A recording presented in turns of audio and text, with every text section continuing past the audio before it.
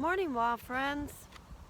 I am out here on this awesome autumn day underneath the canopy of this Japanese maple that has just been splendiferous, to use a word that used to be in one of my kids' books this year. It's just been gorgeous.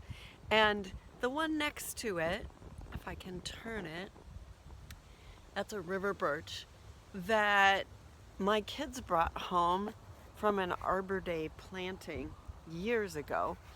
And yesterday or Sunday, in that torrential rain that we had, and I thought I would be underneath it and to show you its glory. And in that torrential rain that we had this weekend, I watched all of its beautiful amber leaves blowing away. So it's only got a fraction of what it did have on it just a few days ago, but the Japanese maple is hanging in there. So I'm out in my garden again, but this time it's the end of the season, which is a completely different kind of a thing, except that I'm reminded of a saying from long ago that said, who plants a seed beneath the sod and waits to see, believes in God. I love perennials and I love bulbs, so I am out here planting daffodils and alliums and hyacinths, so that in the springtime, before it's time for things to really blossom or get planted, I still have gorgeous flowers. And I've learned that I need to plant things that the deer don't munch on quite so much, so I don't plant very many tulips anymore. So sitting beneath this gorgeous tree, I'm reminded of the book The Fall of Freddie the Leaf. And this is a time of year when we let go. Though autumn has done an incredible hurrah this year, I think. The trees have been prettier and more splendid than I think they've been in years. But, and it's my favorite time of the year. So I am out here. I love sweaters and I love sweater weather, but I got a little vest on today, but it's barely what I need out here. Ecclesiastes tells us there's a time to search and a time to give up, a time to keep and a time to throw away. He has made everything beautiful in its time. So I'm out here to clip off the hostas and scoop up the plants that are done. The growing season is over and it's time for it to go, so that the earth might rest and be give it time to have its Sabbath and be ready to rejuvenate in spring. Deuteronomy tells us the Lord himself goes before you and be with you. He will never leave you nor forsake you. Do not be afraid. Do not be discouraged. In the book, The Fall of Freddie the Leaf, if you're not familiar with it, it's a book about death, and it's a book about change and life, and how you move from the springtime of your life when you're a new bud and you're green on the branch and you have friends and you live through the summer and you watch the children play underneath your branches and old people come and have picnics and the leaves flutter and they're washed by the rain, and then almost overnight everything changes and they're in these splendid colors of oranges and ambers, and some are green and some have a little blue, and all of a sudden you realize that things are falling away, leaves are falling to the ground, and you question what is going on. And that's what Freddie the Leaf is doing. And he is one of the last leaves to fall off of his tree. And yet when he does, and his friend Daniel keeps telling him, don't worry, don't be afraid, this is natural, and when his time comes to fall, he finds out that Daniel was right, and that What Daniel tells him is that you weren't afraid to grow into a larger leaf. You weren't afraid to flutter in the summer. You weren't afraid to change colors in the autumn, though some of us don't like it when our hair turns gray or falls out. So why be afraid of this next phase? And I thought that was a great thought for today, as I'm starting to, before it gets cold, put things quietly to rest for the winter. Psalm 73 tells us, "My flesh and my heart may fail, but God is the strength of my heart and my portion forever." And my final one is Psalm 125. "As the mountains surround Jerusalem, so the Lord surrounds his people now and forevermore." And Hebrews tells us, "Now faith is confidence in what we hope for, assurance about what we do not see." So as autumn will give way to the chill of late autumn and then early winter and the snow, that is a whole other season and a whole other beauty in itself. I encourage you to find rest and comfort. My other book just fell on the ground, so bear with me for just a moment as I bend down and pick it up. So this is a book that I just picked up. It's called "Why Am I Here?" And it talks about, it's about a little boy, and he really loves spending time with his grandpa. His name is Max, and they go out fishing. It's something that they do a lot.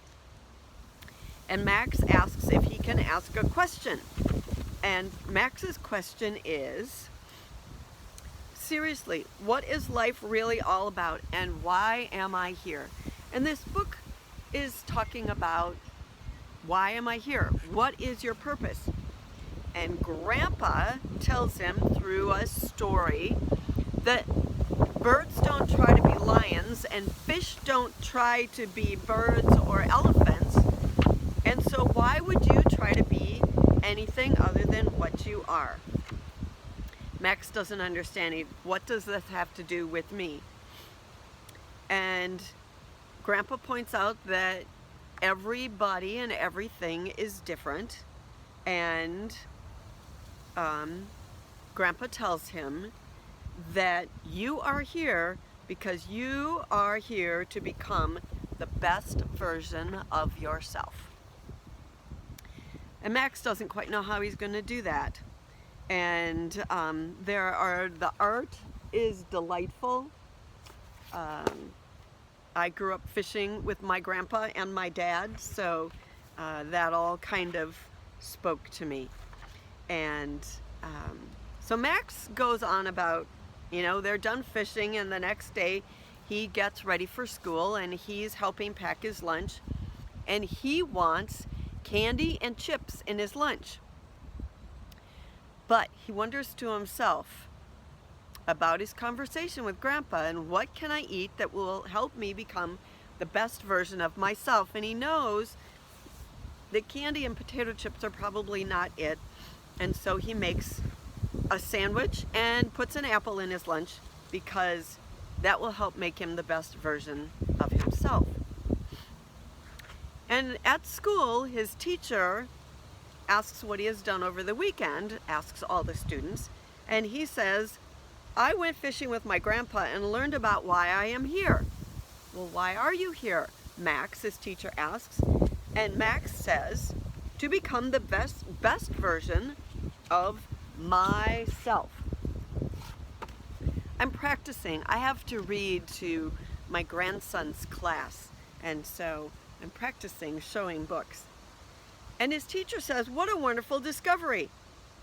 And she writes it on the board, "Become the best version of yourself." After lunch, he's challenged by another student that is trying to take his markers, and rather than push back, he decides he will do what makes the best version of himself. And He'd rather watch TV when he gets home from school, but he realizes that doing his homework will make him a better version of himself. The next day, the teacher asks the class, "Why are you here?" And the students start raising their hands and saying that I am here to become the best version of myself. And so this lesson goes on and on and on. And he gets to the point toward the end of the book when he realizes, and he has to admit, that whenever I do the things that help me become the best version of myself, I feel really good inside. I guess my grandpa was right. I'm happiest when I try to be the best Max I can be. And he lists all the things that he's done. But then he has to also admit that he talked to Jamal in class while his teacher was speaking, and he pushed Hannah at the water fountain, and he ate too many cookies, and he told a lie to his parents. And he feels disappointed in himself, and he decides he will just do better the next day. I'm not perfect, but I'm better today than I was yesterday, and every day in every way. I'm working on becoming the best version of myself. And who of us wouldn't rather eat candy and chips and watch TV instead of do our homework? But that's probably not how we make the best version of ourselves. 1 Corinthians tells us everyone who enters an athletic contest practices self-control in everything. They do it to win the wreath that withers away, but we run to win a prize that never fails. Proverbs 16 tells us, commit your work to the Lord, and then it will succeed. And the part of the book that it doesn't talk about is giving yourself to God, asking God to help you make the best version that you can be. Ecclesiastes tells you to, whatever the activity in which you engage, do it with all your ability, because there is no work, no planning, no learning, and no wisdom in the next world where you are going. This is your one chance to get it right, or to do the best you can do. I used to tell my mom when she would point out what I had done wrong, and I did a lot of things wrong. I felt like I never did anything right. Maybe people just didn't point out when I did things right, but they sure pointed out when I did things wrong. And I used to say, because I was sassy and stubborn, I'm not that anymore, of course, anybody that knows me, I used to say, nobody's perfect. Everybody makes mistakes. And I said it defensively and angrily, and I said it a lot. At one point, my mom bought me a little plaque that said, nobody's perfect, and perfect was spelled wrong. Nobody's perfect. Everybody makes mistakes. And one day, in her particular over-the-top frustration with me, she said, yes, but Mary Lou, you make more than most people do. She was right. I really made a lot of mistakes. I was far from perfect. And I wasn't working on being the best I could be. I was just always looking for an excuse for why I wasn't. And so as an adult, I have tried to be at least a better version of what I can be. Though today when I dipped into the chocolate 3 times, I admit I was not the best I could be, and that isn't going to make me the best I can be. 2 Timothy tells us, do your best to present yourself to God as an approved worker who has nothing to be ashamed of, handling the word of truth with precision. Galatians says, let's not get tired of doing what is good, for at the right time we will reap a harvest if we do not give up. I used to always get tired of doing good, and I still do sometimes. I would rather just take the easy route. But, like cleaning out your flower beds, if you don't do it now, it'll be much harder in the spring. If you Don't eat the healthy foods now. Weight comes off harder than it goes on. It makes your arthritic knees hurt more. So it's just best to do it the first time around. Do the best you can do. Maya Angelou tells us, do the best you can until you know better. Then, when you know better, do better. Abraham Hicks said, being happy is a very personal thing. It really has nothing to do with anyone else. Find your own happiness. Find your own peace. Find your own life. Find your own best you can be.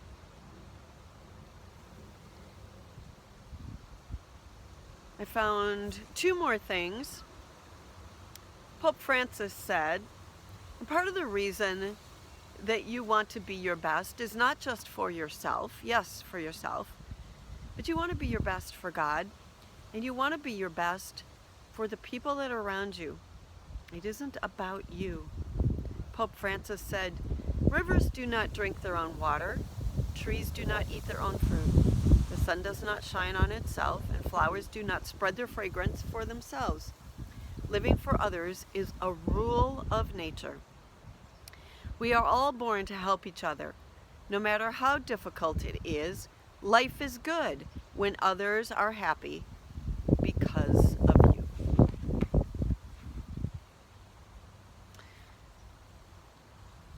I never feel so good as when somebody thanks me, mentions something that I did. Lots of times it's things I didn't even consciously do for somebody else. Those are the best ones. And today's dare is see the good. I would say it's more of a challenge. See the good, love others more, show up boldly, care deeply, give back, embrace opportunity, rise above pettiness, decide to try, be a light. Just laugh. Be a voice. Let go of animosity. Share kindness. Live with hope. Live hopefully. And be you. Just be you. Why are you here? You are here to be the best version of you that you and God can possibly make you be. Ladies and gentlemen, I hope you have a wonderful day. I hope that as this autumn gives us our warm days, and even if being out in the chill is for you, get outside, enjoy the beauty of God's great earth, find a way to help another, find a way to be the best version of you that you can possibly be.